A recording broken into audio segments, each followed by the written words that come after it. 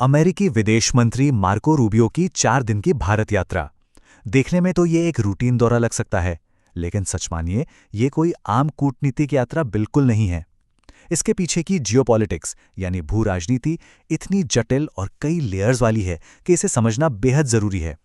तो चलिए आज के इस खास विश्लेषण में इन सारी कूटनीतिक परतों को पूरी तरह से डिकोड करते हैं। लेकिन आगे बढ़ने से पहले आइए उस बात पर गौर करें जिस पर पूरी दुनिया में चर्चा हो रही है। जब भी अंतर्राष्ट्रीय कूटनीति की बात आती है तो मेहमान का स्वागत बहुत कुछ कह जाता है। अब सवाल यह है कि मार्को रूबियो जैसे बड़े अमेरिकी नेता को भारत में इतना ठंडा या फीका रिसेप्शन क्यों मिला? ये एक ऐसा सवाल है जिसे इग्नोर नहीं किया जा सकता। आइए इस पहेली को एक एक करके सुलझाते हैं। इस पूरे मामले की गहराई तक जाने के लिए हम इन 6 अहम पहलुओं पर नजर डालेंगे। रूबियो का भारत दौरा, उनके बयानों पर हुआ अचानक से विवाद, क्वाड और कूटनीति का एंगल, H-1B वीजा का गर्माता संकट, व्यापार में इंडिया फर्स्ट नीति और आखिर में सबसे जरूरी ग्लोबल इक्वेशंस। इन सब के जरिए हमें इस दौरे की असली इनसाइड स्टोरी समझ आएगी। तो चलिए पहले पहलू से शुरुआत करते हैं, रूबियो की भारत यात्रा और 2 बिल्कुल अलग तरह के स्वागत की कहानी। ग्लोबल डिप्लोमेसी में बिना एक शब्द बोले भी बहुत बड़े संदेश दिए जाते हैं और ये बेसिक प्रोटोकॉल से साफ नजर आता है। जरा इन 2 अलग अलग तस्वीरों को देखिए। एक तरफ भारत ने रूबियो को रिसीव करने के लिए अवध सिंघल और नागराज नायडू काकानूर जैसे निचले स्तर के प्रोटोकॉल अधिकारियों को भेजा। वहीं दूसरी तरफ जब पाकिस्तान में ऐसा कोई दौरा होता है तो आसिम मुनीर और मोहसिन नकवी जैसे बिल्कुल टॉप लेवल के अधिकारी भागते हुए एयरपोर्ट पहुंचते हैं। भारत का ये कदम कोई इत्तेफाक नहीं है। ये एक बहुत ही नपातोला कूटनीतिक सिग्नल है कि इस यात्रा को जरूरत से ज्यादा तवज्जो नहीं दी जा रही है। अब दूसरे पॉइंट पर आते हैं, बयानों पर विवाद। इस दौरे का वो पल जो पलक झपकते ही पूरी दुनिया के मीडिया में वायरल हो गया। मार्को रूबियो का ये बयान सुनिए। हर देश में बेवकूफ लोग होते हैं, मुझे यकीन है कि यहां भी बेवकूफ लोग होंगे। एकदम सीधा और बेबाक। दरअसल ये जवाब उन्होंने तब दिया जब भारतीय पत्रकार सिद्धांत सिबल ने उनसे अमेरिका में होने वाली भारत विरोधी और नस्लभेदी टिप्पणियों के बारे में एक काफी तीखा सवाल पूछ लिया था। ये पूरी घटना कैसे आगे बढ़ी, आइए इसका स्टेप बाय स्टेप ब्रेकडाउन करते हैं।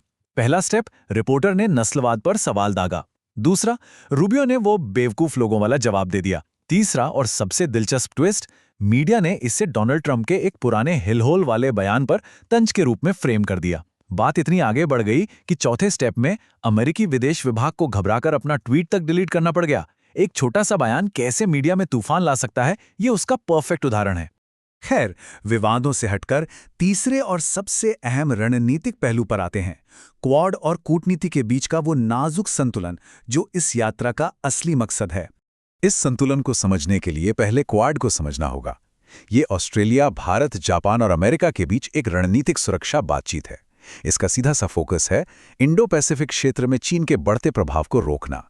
अमेरिका अब पूरी ताकत से क्वाड को दोबारा मजबूत करने में लगा है और इसकी बड़ी वजह यह है कि हाल ही में ट्रंप प्रशासन के चीन के साथ जो भी कूटनीतिक प्रयास हुए उनका कोई खास नतीजा नहीं निकल पाया था। और यहीं पर भारत की कूटनीतिक महारत देखने लायक है। जरा इस चार्ट को देखिए। एक तरफ भारत क्वाड का हिस्सा है जहां वो अमेरिका के साथ मिलकर चीन को काउंटर कर रहा है, लेकिन उसी वक्त दूसरी तरफ भारत ब्रिक्स का भी अहम सदस्य है। ब्रिक्स जिसका मुख्य मकसद डी-डॉलराइजेशन करके अमेरिकी दबदबे को कम करना है। सोचिए, 2 बिल्कुल विरोधी धड़े और भारत दोनों के बीच गजब का बैलेंस बनाकर चल रहा है। अब चौथे पॉइंट पर नजर डालते हैं, H-1B वीजा संकट और अमेरिका की अमेरिका फर्स्ट नीति का असर। क्योंकि कूटनीति सिर्फ बाहर क्या हो रहा है उस पर निर्भर नहीं करती, बल्कि देश के अंदर के हालात भी उसे बहुत प्रभावित करते हैं। 15,000 ये सिर्फ एक नंबर नहीं है। हाल ही में अमेरिका की बड़ी टेक कंपनियों में जो भयानक छंटनी हुई है उसमें 15,000 से ज्यादा भारतीय टेक कर्मचारी सीधे तौर पर प्रभावित हुए हैं। एक झटके में उनकी नौकरियां चली गई हैं। ये संकट रातों रात नहीं आया, इसका एक पूरा टाइमलाइन है। 2017 में ही अमेरिकी प्रशासन ने सख्त डिपोर्टेशन यानी निर्वासन के संकेत देने शुरू कर दिए थे। फिर 2024 आते आते बड़ी अमेरिकी फर्मों में 60,000 से ज्यादा टेक नौकरियां खत्म हो गईं। और इसमें सबसे डरावनी बात है ये 60 दिन की विंडो। जिन H-1B वीजा धारकों की नौकरी गई है उनके पास नई जॉब खोजने या देश छोड़ने के लिए सिर्फ 60 दिन हैं। अब ऐसे तनावपूर्ण माहौल में जब रूबियो भारत आकर भारतीयों के साथ मंच साझा करते हैं तो अमेरिका के अंदर उनके ही समर्थकों का गुस्सा भड़कना लाजमी है। चलिए अब 5वें सेक्शन में आर्थिक हकीकत और व्यापार की बात करते हैं। अगर अमेरिका का फोकस अमेरिका फर्स्ट है तो इसके जवाब में भारत का प्रैक्टिकल स्टैंड क्या है? भारत के विदेश मंत्री एस जयशंकर को यह बयान इस पूरी स्थिति को बिल्कुल क्लियर कर देता है। उन्होंने साफ कहा, अमेरिका फर्स्ट अमेरिकियों के लिए है, लेकिन भारत की प्राथमिकता इंडिया फर्स्ट है। मतलब बात एकदम सीधी है, भारत को अपनी ऊर्जा जरूरतें पूरी करनी है, सस्ते तेल का जुगाड़ करना है, और इसके लिए भारत किसी एक सुपर पावर पर पूरी तरह डिपेंडेंट नहीं रह सकता। तो सतह पर भले ही थोड़ा कूटनीतिक तनाव नजर आए, लेकिन असली खेल तो अर्थव्यवस्था का है। इन आंकड़ों को देखिए। आज की तारीख में अमेरिका में भारत का निवेश $20 बिलियन है, लेकिन असली टारगेट 2030 तक दोनों देशों के बीच $500 बिलियन के द्विपक्षीय व्यापार का विशाल लक्ष्य रखा गया है।